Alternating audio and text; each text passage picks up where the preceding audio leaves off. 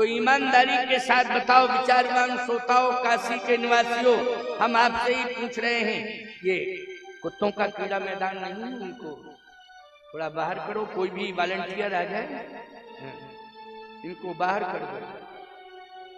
चलो कोई बात नहीं है, तो आखिर कुत्ते बच्चे हैं, लेकिन हम नहीं चाहते हैं कि ये बच्चे जो है यहाँ, इनको मैदान में भेज दो, अच्छा रहेगा। तो आओ ध्यान से सुनो, समझने की कोशिश करो, बड़ी प्यारी बात हो रही है ये।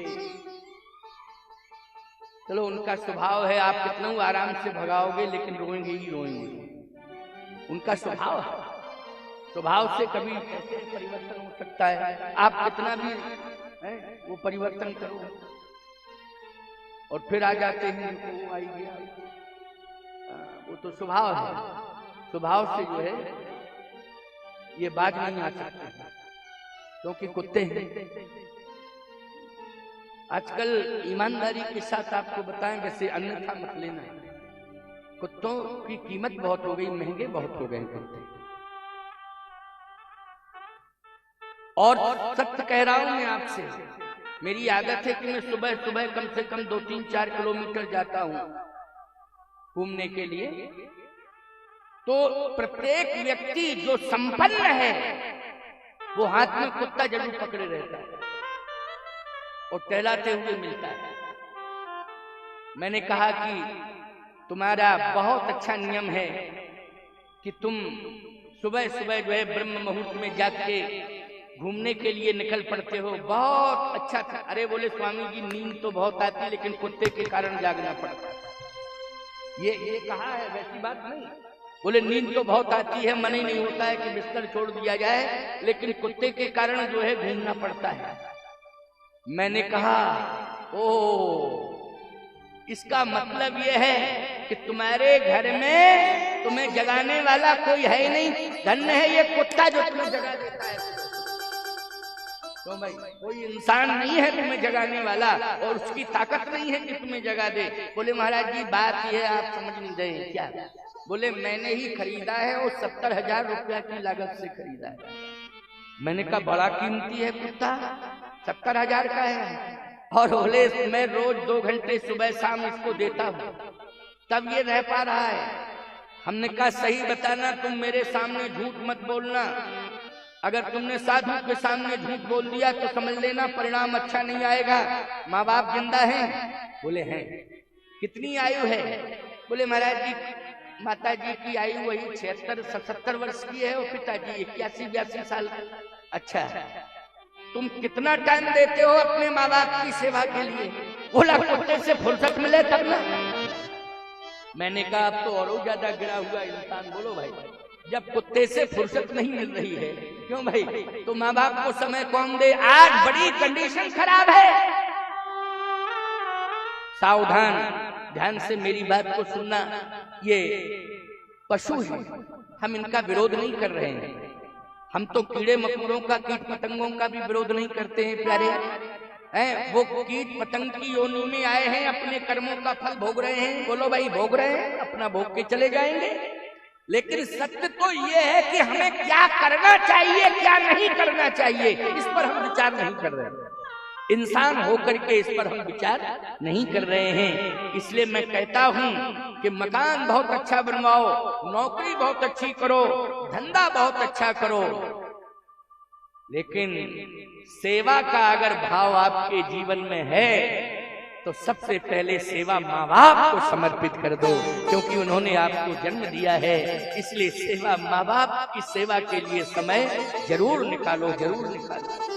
ये पशु पक्षियों का हम विरोध नहीं कर रहे हैं, लेकिन इतना तो हमें कहने का अधिकार है कि नहीं कि माँ बाप की सेवा के लिए समय निकालना ही पड़ेगा। यदि आप नहीं निकाल रहे हैं तो निश्चित रूप से आप अपने चरित्र का निर्माण नहीं कर पा रहे हैं। आइए सुनिए मेरी बात को।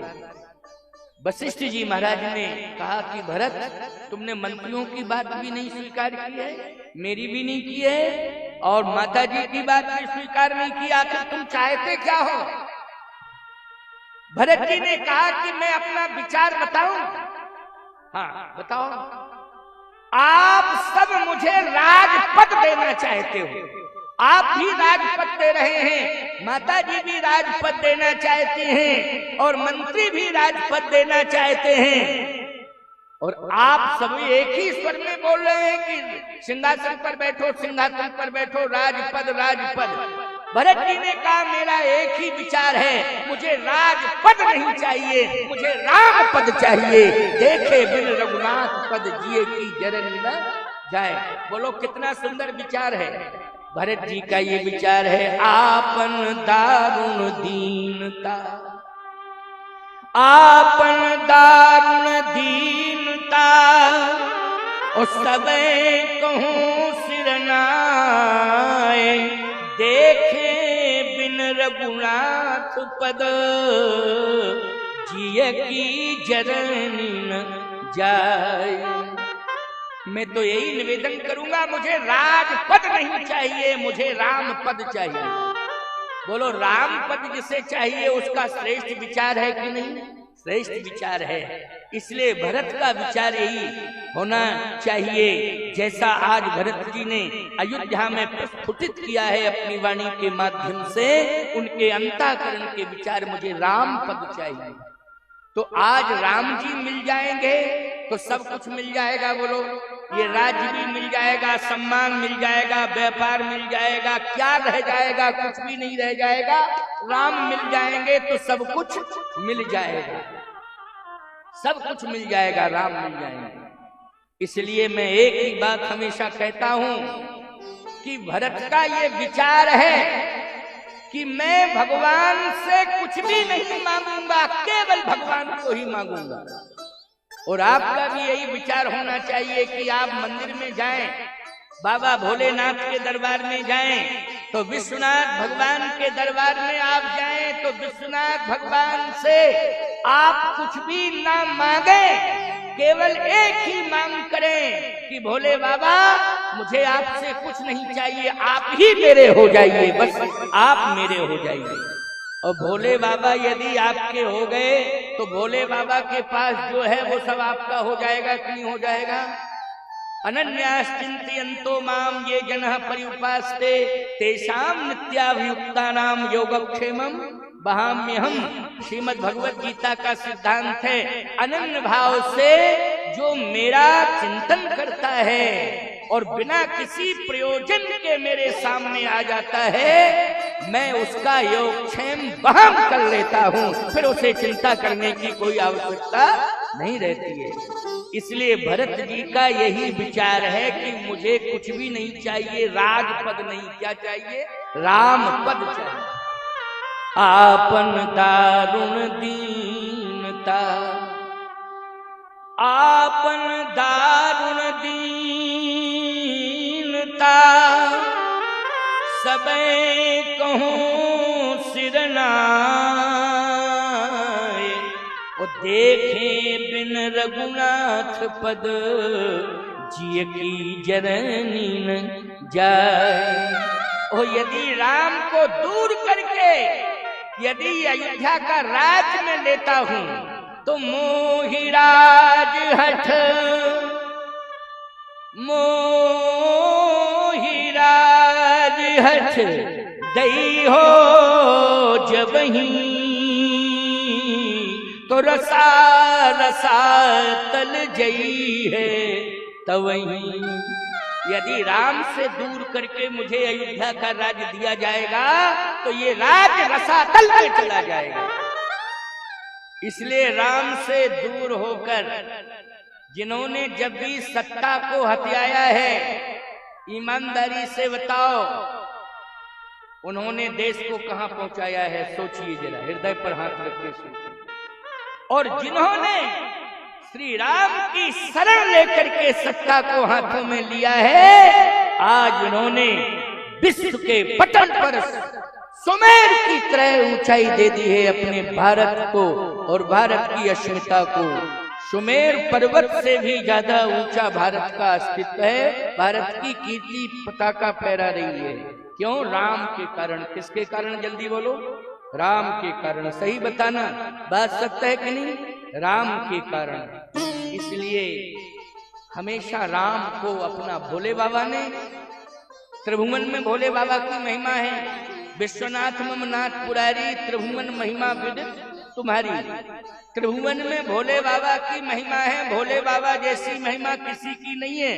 लेकिन भोले बाबा से पूछा जाए कि आपकी महिमा त्रिभुवन में कैसे हुई है, तो भोले बाबा ने ये नहीं कहा कि मैं ज्ञानी हूँ, मैं बहुत बड़ा ध्यानी हूँ, बहुत बड़ा तपस्वी हूँ। इतनी बड़ी तपस्या, इतनी बड़ी समाधि आज तक किसी ने नहीं लगाई। बीते सम्मत 87 तजी समाधि समूह अविनाशी, ये कुछ प्रमाण नहीं दिया, ये कोई चर्चा नहीं की है। विश्वनाथ जी ने एक ही बात कही है, क्या कि मैं दिन रात राम राम जपता रहता हूँ, इसलिए राम जी के नाम से ही मेरा नाम चल रहा है। किसके नाम से चल रहा है? श्री राम के नाम से मेरा नाम चल रहा है। तुम पुनि राम, तुम पुनि राम,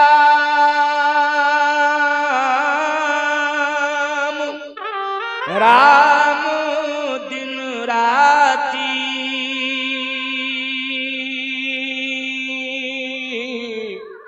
सादर जपहु अनंग अराती। भोले बाबा ने कहा मैं दिन रात राम राम राम राम जपता हूँ, और जितना राम नाम जप रहा हूँ उतनी ही महिमा मेरी बढ़ रही है। तो ये राम नाम का प्रभाव है। इसलिए आज भोले बाबा की राजधानी, अच्छा सही बताओ ये काशी राजधानी है कि नहीं? अगर आपको देखा जाए तो शिव तत्व, शिव महिमा में अगर आप देख लीजिए, आप वेदों से लेकर के उपनिषद पुराण आदि सभी को उठा के पढ़ लीजिए, ये काशी जो है भोले बाबा की राजधानी है। और याद रखना, भोले बाबा राजधानी में बैठे बैठे क्या कह रहे हैं? भोले बाबा एक ही संदेश दे रहे हैं दुनिया वालों को, मैं विश्वनाथ बन गया हूँ। ये राम नाम जपने का प्रभाव है। त्रिभुवन में मेरी महिमा बढ़ी है, ये राम नाम जपने का प्रभाव है। और विष पीने के बाद भी भोले बाबा का प्रभाव बढ़ा है, ये राम नाम की महिमा है। इसलिए त्रिभुवन महिमा विदित तुम्हारी। आज भोले बाबा की नगरी में राम कथा हो रही है। बोलो सबसे ज्यादा प्रसन्न कौन हो रहे हैं? जल्दी बोलो। भोले बाबा प्रसन्न हो रहे हैं, राजा साहब प्रसन्न हो रहे हैं। याद रखना, आध्यात्मिक दुनिया में बोलो राजा कौन है? भगवान शिव है। महाराजा धीराज है कि नहीं? जल्दी बोलो। विश्वनाथ जी कौन है? महाराजा धीराज है। याद रखना, ये सामान्य नहीं, साधारण नहीं है। लेकिन इनको सबसे ज्यादा प्रिय है राम का चरित्र, राम की कथा। लेकिन याद रखना, भरत के चरित्र को अभी तक सुना नहीं था। तो विश्वनाथ जी भी सोच रहे हैं कि मुझे कोई सुनावे।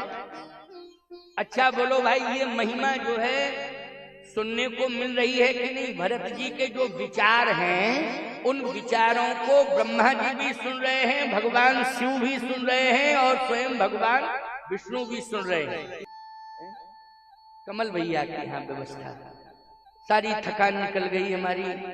बहुत लंबी यात्रा करके आया था, लेकिन श्रम दूर हो गया, थकान दूर हो गई, और प्रसाद पाके थोड़ा विश्राम भी कर लिया, और तुरंत जो है तैयार होके मंच पर आ गया। समय से आया, अब समय से ही मैं प्रस्थान करूं, क्योंकि आप लोग तो घर जाके घंटे, 2 घंटे, 3 घंटे, 4 घंटे बाद आराम से सोओगे। हम जगेंगे, कौन सा सेक्टर खुला है जिससे गाड़ी पास, आंखें फाड़ फाड़ के देखेंगे किस सेक्टर से निकलेंगे। वहां बार बार हमारे सेवक लगे होंगे, परमिशन लेके आए होंगे, गाड़ी कैसे पास होगी। लेकिन फिर भी इतनी भीड़, ज्यादा इतनी भीड़ हो गई है कि मुश्किल में गाड़ी शिविर तक पहुंच पाएगी प्यारे। तो कोई बात नहीं, तुम तो आराम से सोना, हम पे जो बीतेगी बीतने दो, कोई दिक्कत की बात नहीं। आराम से आनंद लेना बढ़िया है ना। ठाकुर जी की कृपा है, हम तो विश्वनाथ बाबा के भरोसे जाएंगे। और विश्वनाथ भोले बाबा ही, क्योंकि उनका प्रिय रामचरितमानस की कथा मैं प्रयाग में सुनाऊंगा, इसलिए मेरे स्वास्थ्य की रक्षा और मेरे सम्मान की रक्षा भोले बाबा करेंगे, विश्वनाथ भगवान करेंगे। इसलिए उनके चरणों में प्रणिपात करके जा रहा हूँ। गंगा मैया से प्रार्थना है और भोले बाबा से प्रार्थना है कि जहाँ करोड़ों लोगों का जमावड़ा हो रहा है, वहाँ कथा भी हो जाए, स्वास्थ्य भी सही बना रहे। इसलिए भोले बाबा कृपा करेंगे ही करेंगे, क्योंकि मेरा जो कुछ भी है भोले बाबा के हाथ में है, चाहे सम्मान हो चाहे स्वास्थ्य हो, क्योंकि अभिमान किंचित मात्र भी नहीं है। इसलिए भोले बाबा सदा मेरे साथ रहते हैं। इसलिए काशी विश्वनाथ भगवान सदा मेरे साथ हैं। बोलिए काशी विश्वनाथ भगवान की जय। आइए एक भाव और सुन लीजिए। भरत जी से वशिष्ठ जी महाराज ने कहा ये रसातल में अयोध्या चली जाएगी। भरत जी ने कहा चली जाएगी। मेरी समझ में ये बात कम आ रही है, समझाओ, स्पष्ट रूप से समझाओ। भरत जी ने कहा मैं समझा रहा हूं, सुनिए। मेरी यद्यपि आप गुरुदेव हैं, आप ही मुझे समझा सकते हैं, मैं आपको क्या समझाऊंगा। आप तो गुरु विवेक सागर जग जाना, जिन्हें विश्व कर बदर समाना। लेकिन यदि आप बार बार कह रहे हैं तो मैं प्रार्थना कर रहा हूं, हाथ जोड़ करके अपनी आत्म व्यथा सुना रहा हूं। क्या सुना रहा हूं? समझा नहीं रहा हूं, आत्म व्यथा सुना रहा हूं। अब आत्म व्यथा सुन लो, कितने सुंदर विचार। मैं कहता हूं विचारों की, सुंदर विचारों की पराकाष्ठा पर पहुंचा है भरत जी का चरित्र। ये दिव्य चरित्र, ये साधारण महापुरुष नहीं है। तो आइए, ये 10 मिनट की बात बहुत ही महत्वपूर्ण है। वशिष्ठ जी ने कहा सुनाओ भरत। भरत जी ने कहा आत्म व्यथा सुना रहा हूं, अब सुन लीजिए। बड़ी प्रसन्नता अयोध्या में छाई थी। क्यों? मेरे बड़े भैया युवराज पद पर पदस्थ हो रहे थे। और युवराज क्या, राम ही देव नरेश, सभी कह रहे थे। अबाल वृद्ध नर नारी सबके और अभिलाष है, कहीं मनाए महेश।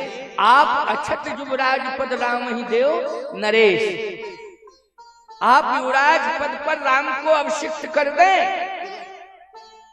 लेकिन मैं एक बात कहना चाहता हूं, राम जी युवराज तो नहीं बन पाए, डायरेक्ट राजा बनने से। क्यों भाई? युवराज बनने का चांस नहीं तो युवराज बनते, इसके बाद क्या बनते? राजा बनते। लेकिन नहीं, युवराज नहीं, राजा। अच्छा, दशरथ जी चाहते थे कि राम युवराज बने, अयोध्या की जनता चाहती थी कि राम युवराज बन जाए, लेकिन भरत जी चाहते थे मेरे भैया राजा बन जाए। इसलिए जो भरत चाहते थे वही हुआ। ना तो अयोध्या वासी चाहते थे वो हुआ, ना दशरथ जी चाहते थे वो हुआ। जो भरत जी चाहते थे, बोलो वही हुआ कि नहीं हुआ? भरत जी क्या चाहते हैं? युवराज नहीं बने, डायरेक्ट क्या बने? राजा बने, मेरे प्रभु राजा बने। मैं उनके चरणों का सेवक हूं, मैं सेवा करूं। भरत जी ने कहा कि लेकिन खुशियां आज दिखाई नहीं दे रही अयोध्या में। जहां देख रहा हूं वहां दुख ही दुख नजर आ रहा है। प्रतिकूलताएं ही प्रतिकूलताएं नजर आ रही हैं, अनुकूलता कहीं अयोध्या में हमें दिखाई नहीं दे रही है।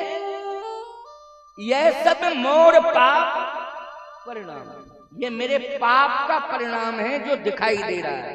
किसका है? पाप का परिणाम।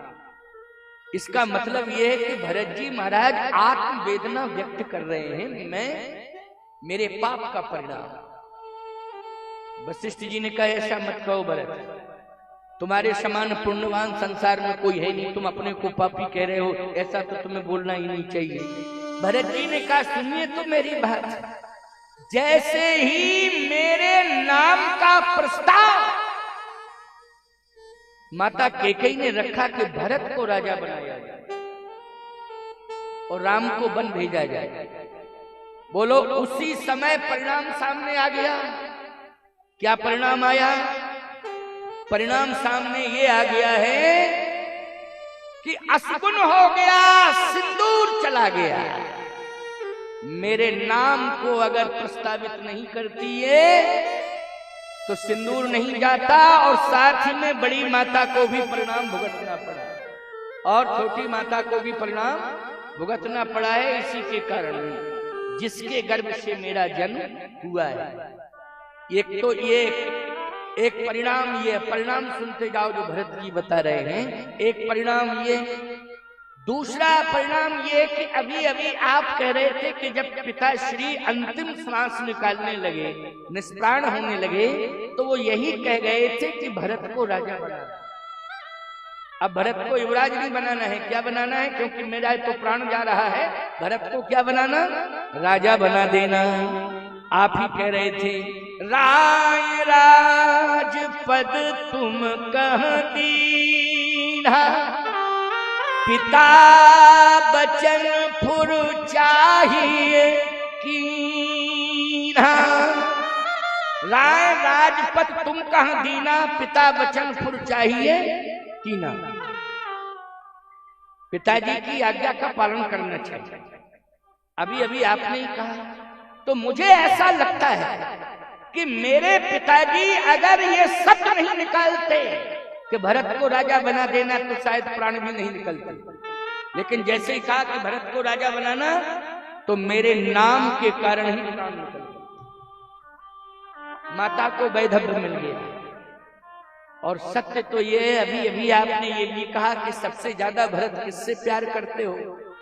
तो भरत तुम्ही तो कह रहे थे कि मैं दुनिया में सबसे ज्यादा प्यार करता हूं अपने प्रभु राम से, बड़े भैया राम से।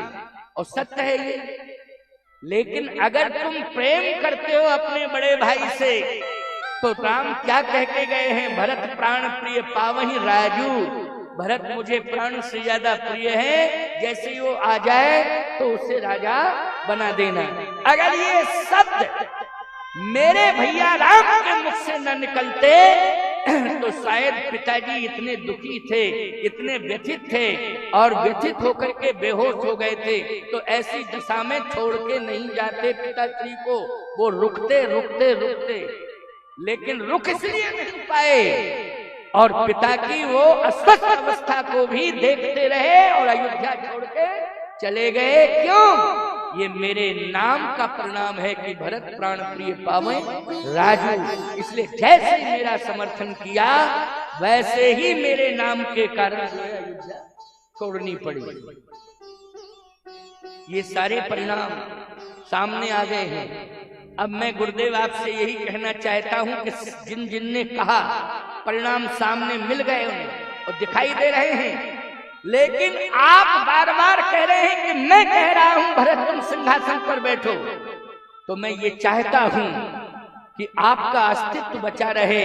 कम से कम आपके अस्तित्व में किसी भी प्रकार की कोई ऐसी कंडीशन पैदा ना हो जाए कि जिससे इतिहास में आपके नाम को अस्तित्वहीन माना जाए। इसलिए मेरी इच्छा यह है कि मैं भले ही नरक में चला जाऊं, लेकिन मेरे गुरुदेव का अस्तित्व बचा रहे, वो अयोध्या बची रहे। इसलिए मैं अयोध्या का सिंहासन स्वीकार नहीं करूंगा, क्योंकि मैं जैसे ही बैठूंगा तैसे अयोध्या रसातल में चली जाएगी। उसी समय वशिष्ठ जी की आंखों से आंसू गिर पड़े। धन्य है भरत तुम्हारा विचार। मेरी भी बुद्धि काम नहीं कर रही थी, लेकिन तुम्हारे विचार के आगे आज मेरी बुद्धि भी बौनी पड़ गई। बोलो भाई, भरत के विचार के आगे गुरुदेव का विचार कैसा हो गया? बौना हो गया। बोले भरत महा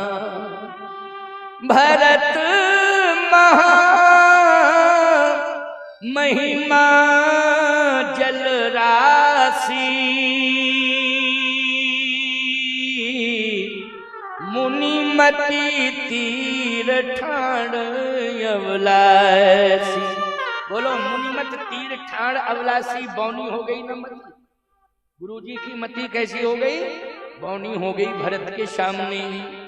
इसलिए अवश्य चलिए बन राम जय। वशिष्ठ जी ने अपना विचार बदल दिया। तुरंत भरत के विचारों में अपना विचार जोड़ दिया। किसके विचारों में जोड़ा? गुरु वशिष्ठ जी ने भरत के विचार में अपना विचार जोड़ दिया है। बोलो, विचारों की महिमा है कि नहीं? गुरु जी को अपना विचार भरत के विचार से जोड़ना पड़ा। अवश्य चलिए बन राम जहाँ, अवश्य चलिए बन राम जहाँ, भरत मंत्र भल कीन। ओ शोक सिंधु बूढ़त सवन तुम्हें अवलंबन दीन।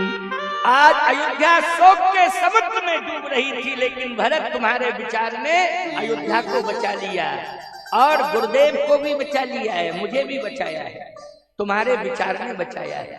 तो मैं एक बात बताता हूँ, संपत्ति बचाती है कुल खानदान को कि विचार बचाता है? सुंदर विचार बचाता है। मैं एक बात कहता हूँ, चाहे जितना ऊंचा पद मिल जावे, लेकिन अगर सुंदर विचार नहीं है तो भले ही ऊंचे पद पर बैठे रहना, लेकिन प्यारे सम्मान चला जाएगा और एक दिन पद भी चला जाएगा। लेकिन विचार अगर अच्छे होंगे तो याद रखना, पद मिले चाहे ना मिले, धन मिले चाहे ना मिले, लेकिन संतों के दरबार में और भगवान के दरबार में सुंदर विचार वाले को सम्मान सदा मिलता रहता है। संत हमेशा सम्मान करते हैं और भगवंत के दरबार में उसका सम्मान होता है। इसलिए मैं कहता हूँ, सम्मान से बड़ी कोई पूंजी नहीं है। सम्मान संतों के द्वारा हो। और बोलो, तीर्थराज प्रयाग की भूमि पर, ये प्रयाग में महाकुंभ है, लाखों महात्मा आए हैं। जब भरत जी पहुंचे उस समय भी कुंभ ही लग गया था प्यारे, जब भरत जी पहुंचे हैं, क्योंकि राम जी जब प्रयाग पहुंचे तो तीर्थ छोड़ छोड़ करके महात्मा कहाँ आ गए थे? सब प्रयाग में आ गए थे। राम जी चित्रकूट गए तो सभी संत तीर्थ छोड़ करके कहाँ पहुंच गए थे? चित्रकूट पहुंच गए थे। तो बोलो, अभी वर्तमान में जितने संत हैं आश्रम छोड़ के कहाँ पहुंच गए हैं? तीर्थराज प्रयाग में पहुंच गए हैं। याद रखना, उसी प्रयाग की भूमि पर सभी संतों ने भरत को सम्मान दिया है। जिसके विचार सुंदर होते हैं संतों के समाज में, उसी को सम्मान मिलता है। क्या कहा? भरद्वाज जी वहां के मुख्य महात्मा हैं, हजारों संतों के बीच में भरत जी का सम्मान कर रहे हैं। कह रहे हैं, सुनहु भरत, सुनहु भरत, हम झूठ न कहीं, उदासीन तापस बन रही, सब साधन कर सुफल सुहावा,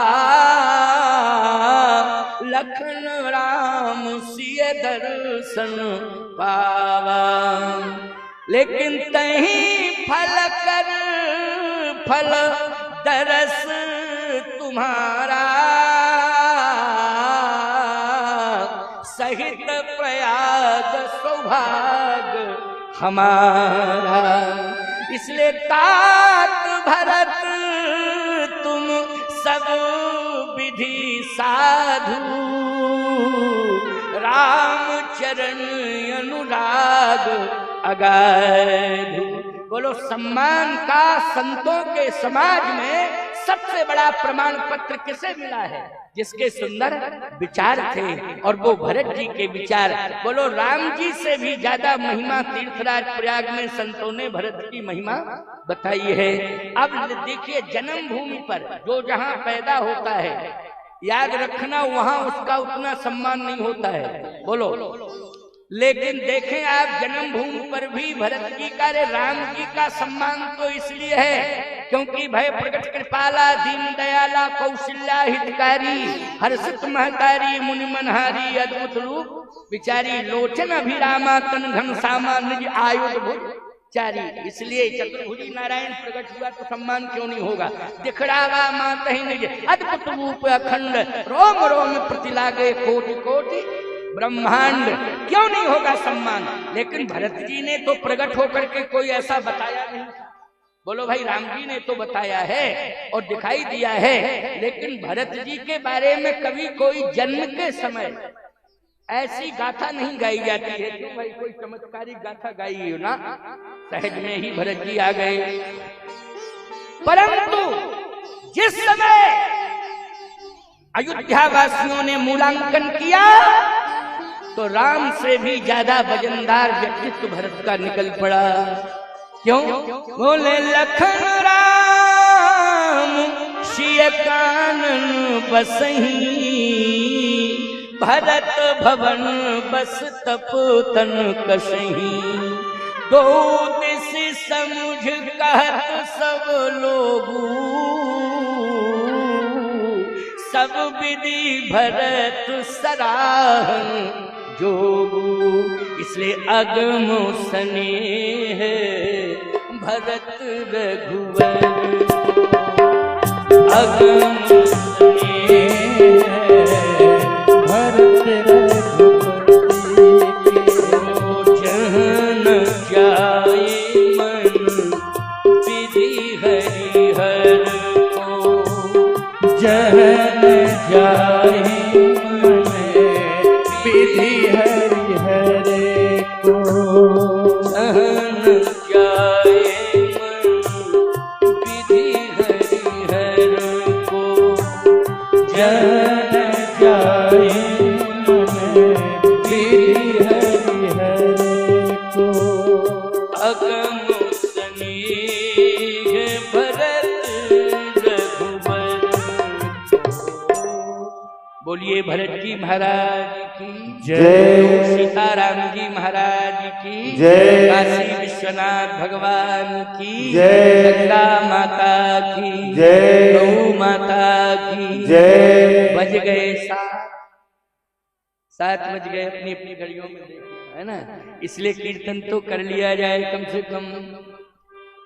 श्री राम जय जय राम, श्री राम जय जय राम, श्री राम जय